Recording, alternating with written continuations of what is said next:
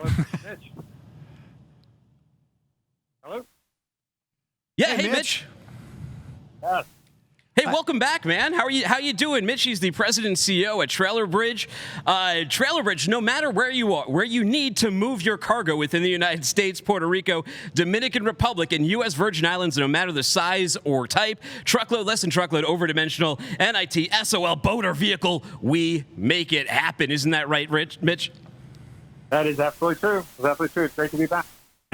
Mitch, it's great to have you back, man. I hope you're well, my friend. So, jumping into this, 2020 has been really challenging for everyone, actually. And it seems like the more we learn about what's going on with COVID and the economy and what's moving on, it's like the less we know. So, how do companies face headwinds like this when you really can't tell what is going on? It's very difficult to see. It's very opaque, both internally and externally.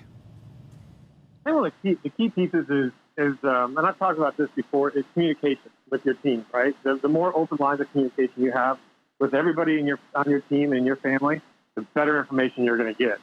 And trying to predict next week sometimes is really difficult. So planning out, I think companies are doing reforecasts every other week right now in the transportation world.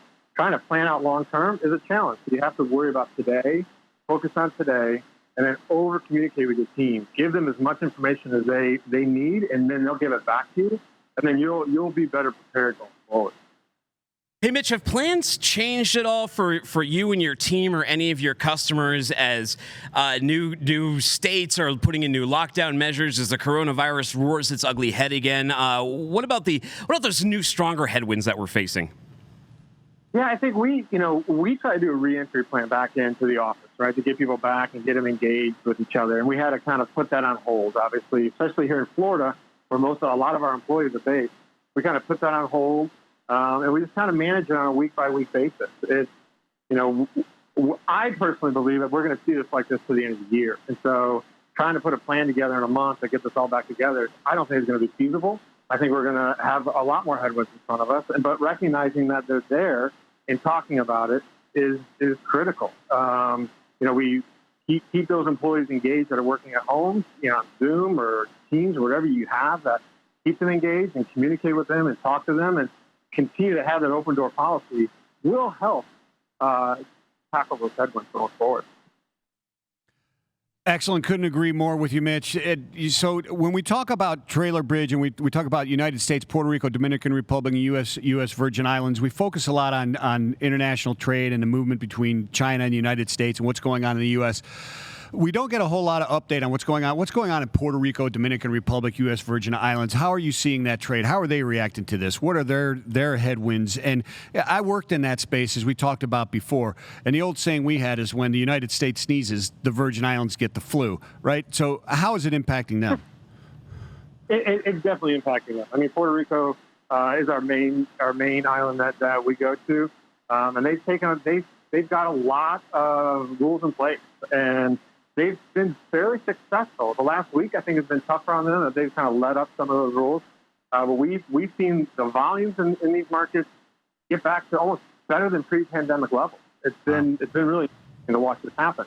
Dominican Republic obviously is more of a northbound than the U.S. market. We import from the DR, but we export to Puerto Rico, and so it's a good fit for us. And Dominican Republic is growing right now. We're seeing a lot of people shift their supply chain to the Dominican Republic from, Asia and other markets. It's closer to the U.S., a little more control, and it's effective.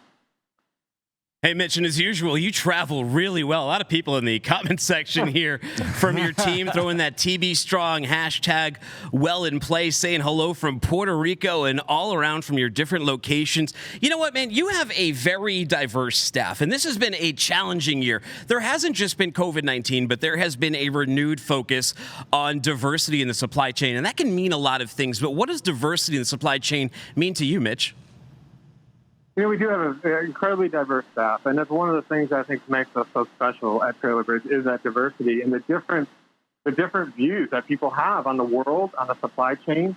And if companies are able to, have a better acceptance of having different views, you will succeed because you will get a thought process that sometimes we don't understand, especially when you work in Puerto Rico, the Dominican Republic. I'm not an expert in their culture, right? So it's important that I listen to the people who are.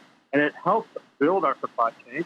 It helps build a community inside of Trailer Bridge and a family that we all love and respect each other, and it makes a big difference that we continue to learn from everyone's, their diverse background. Whatever that background is, it's incredibly important that we learn from it. Agreed 100%. I mean, I was in that world again, and we had people diverse from all the different countries, and it definitely helps to doing business in there, knowing those businesses and getting those type of things. But to you, in the supply chain, is it the boardroom? Is it the staff? Is it the partners? Where is the focus in the supply chain for diversity? Where is it needed the most? Is it in that boardroom? Is it in the partners that you're working with at the company? And if it is, what do you look for? Obviously, I think it starts, the boardroom is the leadership ultimately, right? That's the idea. They're supposed to be the leaders and promoting that. But I think it's in your staff. It is absolutely in your vendors. It's making sure that you're providing, diversity with the vendors and supporting those vendors that need that support. I mean, but definitely in your staff. That is probably the key area. It's in your family that you work with every day, and making sure there's that diversity there. That's where the supply chain really starts, right? The supply chain starts with the people. Obviously, systems are important, but they start with the people, and making sure you have diversity inside of that is absolutely key to any success. Look, and they keep rolling in here, Michael Vincent. They keep rolling in. Puerto Rico strong, TB strong. Justin Smith, Edgar Perez, Puerto Rico TB team in the house. I mean, they must be all together congregated. Is your Puerto Rico team all in sight? What's things like in Puerto Rico, by the way? I mean, Puerto Rico's been tough, right? For the people in Puerto Rico, and I applaud them because they take on these challenges and they just keep moving forward. If it wasn't the COVID-19, it really started with earthquakes and COVID-19 and more earthquakes, and now they have a drought they're addressing. And obviously we're in the middle of hurricane season, but they do it with such pride.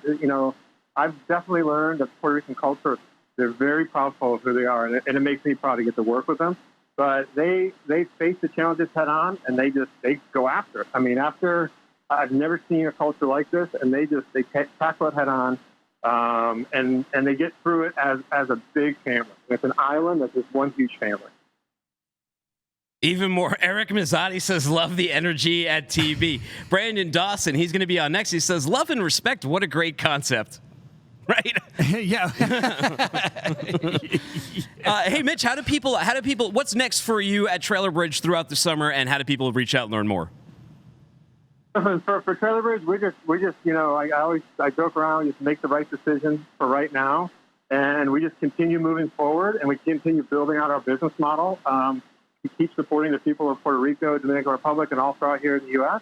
And if they want to reach out and learn more, just visit our website, trailerbridge.com. It's got so much information on there, and you can connect with anybody inside of our company. It's the best tool to reach out, or look up. We have offices all around the country. Look up a local office and reach out and have a conversation with them. Thank you so much. Thank you, Mitch. And I think Becky Sinclair says it well. The people are the secret sauce.